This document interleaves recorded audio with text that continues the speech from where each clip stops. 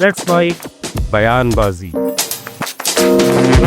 Donald Trump Bharat को दबाव में लेने के लिए मर्यादाएं तोड़ने पर उतरे हुए हैं, लेकिन 35 बार सीज फायर की बात करने के बाद इस बार वे खुद फंस गए लगते हैं।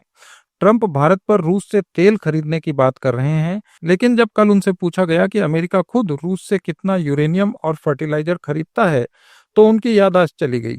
वे बोले उन्हें पता नहीं, पूछ कर बताएंगे। President, India says that the US imports Russian uranium, chemicals, fertilizers, while criticizing their energy imports. Your response to that, sir? I don't know anything about it. I'd have to check, but we'll get back to you on that. Yeah, please.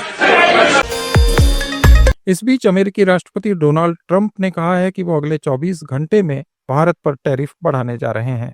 एक interview में Trump ने कहा कि मुझे लगता है मैं अगले 24 घंटों में भारत के टैरिफ में भारी बढ़ोतरी करने जा रहा हूं।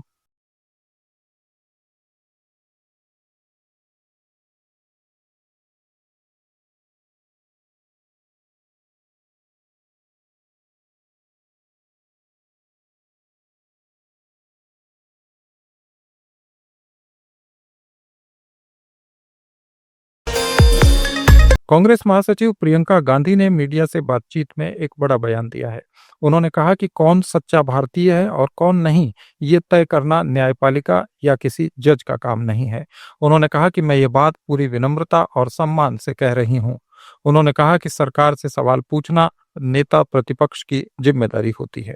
सच्चा भारतीय है, कौन सच्चा भारतीय नहीं है, ये तो मुझे लगता है कि मतलब न्यायपालिका के प्रति पूरे आदर के साथ कह रही हूँ कि ये तो उनके दायरे में नहीं होता डिसीजन। ये कोई जस्टिस तो नहीं तय करेंगे। दूसरा, राहुल जी ने हमेशा आर्मी का, सेना का आदर किया है। उनके दिल में उन सेना के प्रति, सैनिकों के प्रति, उनके अफसरों के प्रति पूरी तरह से आदर है। और हर भाषण में जब भी बोलते हैं, जब भी उनका हम कुछ भी भाषण या कोई भी टिप्पणी सुनते हैं, उसमें वो आदर बहुत स्पष्ट दिखता है। जो लीडर ऑफ ऑपोजिशन होते हैं, जो नेता प्रतिपक्ष हैं, उनका जो कर्तव्य है वो ये है कि सरकार से सवाल पूछना। ठीक है, ये उनका कर्तव्य है, तो वो अपना कर्तव्य निभाते हैं। जब सरकार से सवाल पूछते हैं, उनको पसंद नहीं है, वो जवाब नहीं देना चाहते, इसलिए ये सब चीजें वो कराते हैं। सही, बहुत स्पष्ट बात है। अभी सदन नहीं चल रहा है, कितने दिनों से नहीं चल रहा है, और मैं सोच रही थी कि कितना मुश्किल है। सबसे बात करें, कह दें हम चर्चा कर लेंगे। कितना मुश्किल है सदन को चलाना। क्या इतने दुर्बल हो गए कि इनसे सदन ही नहीं चल रहा है अब, कि रोज हमको ये करना पड़ रहा है क्योंकि एक बात पे चर्चा नहीं करना चाहते। क्यों नहीं कर सकते चर्चा? ऐसा यार पूरे देश भर में करा रहे हैं, पूरे देश भर का मुद्दा है, बात करिए। आपने सिंदूर पे चर्चा की, तो इस पे भी चर्चा करिए। देश को सुनने दीजिए, हमारा पक्ष भी है, उनका पक्ष भी है, तो इसमें घबराहट क्या है? तो ये तो इनकी दुर्बलता है कि सदन ही नहीं चला पा रहे। लद्दाख के सामाजिक कार्यकर्ता सोनम वांगचुक ने चीन के अतिक्रमण को लेकर गंभीर आरोप लगाए। उनका एक भाषण सोशल मीडिया पर वायरल है, जिसमें सोनम वांगचुक ने कहा कि चीन का अतिक्रमण लगातार बढ़ रहा है और हमने जब भी आवाज उठाई हमें देशद्रोही करार दिया गया और धमकियां दी गईं। दूसरी तरफ उत्तर से चीन अपना अतिक्रमण बढ़ाए जा रहा है दशकों से, और हाल के सालों में तो हद से ज्यादा, और ये भी छुपाया जा रहा है। एक तरफ इतनी पीड़ा इन चरवाहे समुदायों को, और उसके बाद वो आह भी ना कर पाए। अगर वो आह करें, अगर कोई कहे कि यहां पर जमीनें गई हैं हमारे जमीनों को बचा नहीं पाए हैं, तो उनको कभी देशद्रोही, कभी उनको धमकियां दी जाती हैं। जब हम ये कह रहे थे कि हम बॉर्डर की तरफ मार्च करेंगे, तो कई लोगों ने हमें भी आप देशद्रोही हैं ऐसा कहा। तो मैं कहता हूं, हाँ, हम आह भी भर लें तो हो जाते हैं बदनाम, वो कत्ल भी करें तो चर्चा नहीं होता। ये हालत है आज की सरकार की। हम पे जो जुल्म हो रहा है, हमारे सर कट रहे हैं, हम आह करें तो देशद्रोही बन रहे हैं। जो 4000 स्क्वायर किलोमीटर चीनियों को सौंप दे, चर्चा नहीं होती। उत्तर प्रदेश के मुख्यमंत्री योगी आदित्यनाथ ने एक सभा को संबोधित करते हुए कहा कि बाढ़ प्रभावित इलाकों में राहत कार्य तेजी से चल रहे हैं। सरकार ने एनडीआरएफ, एसडीआरएफ और पीएसी फ्लड यूनिट की टीमें तैनात की हैं। एनडीआरएफ की 16, एसडीआरएफ की 18 और पीएसी की 31 टीमें अलग अलग जिलों में राहत और बचाव कामों में जुटी हैं। योगी ने बताया कि 21 जिलों में 1250 से ज्यादा नावों की व्यवस्था की गई है ताकि लोगों को आवागमन के साधन मिल सकें। एसडीआरएफ की 18 टीमें और पीएसी की फ्लड यूनिट की 31 टीमें वर्तमान समय में बाढ़ प्रभावित जनपदों में जहां कार्य कर रही हैं, वहीं इन सभी 21 जनपदों में 1250 से अधिक नौकाओं की व्यवस्था के माध्यम से भी नागरिकों के आवागमन के कार्यक्रम को सुचारू बनाने का कार्य किया गया है। पर्याप्त मात्रा में नौकाओं की व्यवस्था के साथ ही हर एक जनपद, प्रदेश स्तर पर, जनपद स्तर पर कंट्रोल रूम की व्यवस्था, हर एक गांव में भी बाढ़ चौकी की व्यवस्था और राहत कार्य के लिए जिन लोगों को सुरक्षित स्थानों पर पहुंचाना पड़ा, उनको सुबह का ब्रेकफास्ट, दोपहर का और सायंकाल का भोजन की व्यवस्था, शुद्ध पेयजल की व्यवस्था, पशुओं के चारे की व्यवस्था। जो लोग अपने घरों में सुरक्षित रह सकते हैं, उनके घरों की व्यवस्था की दृष्टि से हम लोगों ने वहां पर उन्हें सूखा राहत की किट भी उपलब्ध करवाए हैं। आप देख सकते हैं।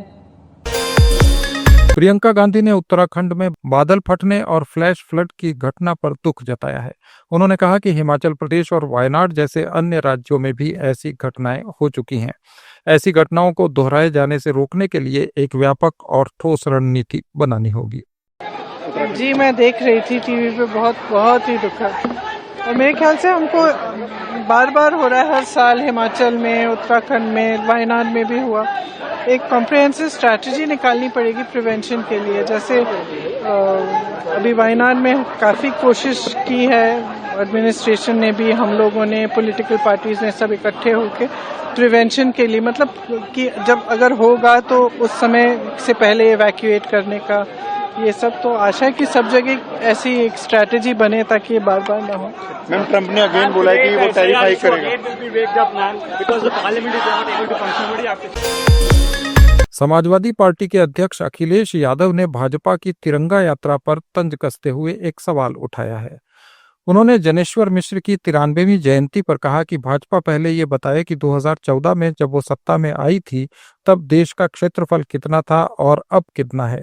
अखिलेश ने कहा कि जब भाजपा इसका जवाब दे तभी तिरंगा लेकर यात्रा निकाले। भारतीय जनता पार्टी ये बताए कि जमीन कितनी थी और आज कितनी है। जो हमारा क्षेत्रफल है, भारत का क्षेत्रफल, वो कितना था और कितना है। जिस दिन ये जवाब दे दें उस दिन तिरंगा लेकर के घूमें, और हम भी तिरंगा लेके निकलते हैं। और इस पार्क में जहां हम और आप लोग खड़े हैं, सबसे बड़ा तिरंगा लगाया था। यहाँ पर पुलिस और पीएसी का बैंड समय समय पर परेड करता था। ये तिरंगा के दुश्मन लोगों ने वो परेड भी खत्म कर दी। अखिलेश यादव ने वोटिंग राइट को लेकर भी एक बयान दिया। उन्होंने कहा कि लोकतंत्र तब ही मजबूत होगा जब हर व्यक्ति को मतदान का अधिकार सुनिश्चित हो, लेकिन अगर वोट डालने का यही अधिकार छीना जाएगा तो लोग आवाज कहां उठाएंगे। देखिए, ये क्या चाहते हैं, लोकतंत्र तब मजबूत होगा जब सबका अधिकार जो वोट डालने का, वो डालें हम लोग वोट। और जब वोट डालने का अधिकार छीना जा रहा है तो हम कहाँ आवाज उठाएं। इससे अच्छी जगह कोई हो सकती है जहां आवाज उठाएं। तो सरकार को सुनना चाहिए और कम से कम जो शिकायतें समय समय पर चुनाव आयोग से की जाती हैं, उन शिकायतों पर उन अधिकारियों के ऊपर कार्रवाई करनी चाहिए जो लगातार वोटर लिस्ट के साथ खिलवाड़ कर रहे हैं। मध्य प्रदेश के पूर्व मुख्यमंत्री और कांग्रेस के वरिष्ठ नेता भूपेश बघेल ने एक प्रेस कॉन्फ्रेंस में कोयला खदान को लेकर बड़ा सवाल उठाया। उन्होंने पूछा कि जो चालू खदान पीईकेबी है, उससे कितना कोयला राजस्थान को मिल रहा है और कितना अडानी के पावर प्लांट में जा रहा है। आलोक शुक्ला ने इससे भी आगे बढ़ के कहा, जो चालू खदान है उसकी टिप पढ़िएगा, उसमें कितना कोयला राजस्थान को जा रहा है और कितना अदानी के पावर प्लांट। एक बड़ा सवाल उन्होंने खड़ा किया है, क्या जो हम जंगल काट के हमारे छत्तीसगढ़ की खदान जमीन को गड्ढा करके राजस्थान को कोयला जा रहा है, वो पहुंच भी रहा है कि नहीं पहुंच पा रहा है? अब पहुंच रहा है तो कितना पहुंच पा रहा है और कितना अडानी के पावर प्लांट में जा रहा है? ये बड़ा सवाल है। जनसुराज अभियान के संस्थापक प्रशांत किशोर ने केंद्र सरकार को घेरते हुए कहा कि महाराष्ट्र में हिंदी भाषी लोगों, खासकर बिहारियों को मारा पीटा गया है। उन्होंने कहा कि देश में बीजेपी की सरकार है, फिर भी गृह मंत्री इस मुद्दे पर चुप हैं। वे बयान क्यों नहीं दे रहे? अमित शाह आएंगे तो हमारी ओर से, जनता की ओर से, बिहार के युवाओं से सवाल है अमित शाह को कि महाराष्ट्र में भाजपा की सरकार है और बिहार के बच्चों को, हिंदी भाषियों को महाराष्ट्रियों ने मारा है, वहां पर वहां के लंपन एलिमेंट ने, अमित शाह ने उस पर बयान क्यों नहीं दिया? और अगर बिहार के बच्चे महाराष्ट्र में मारे गए, उस समय आप मुंह नहीं खोल रहे थे और यहाँ वोट लेने के लिए आकर सीतामढ़ी में भाषण दीजिएगा तो कोई मानने वाला नहीं है।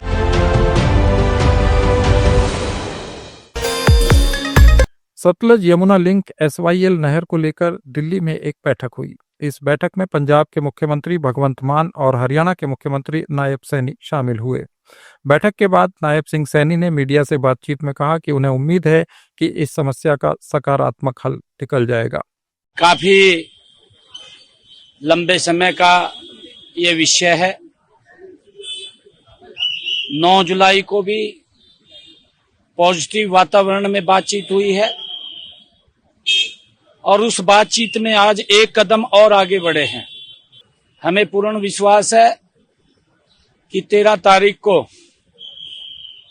जब माननीय कोर्ट में जाएंगे तो और पॉजिटिव वातावरण के अंदर जाएंगे। अच्छी बातचीत हुई है।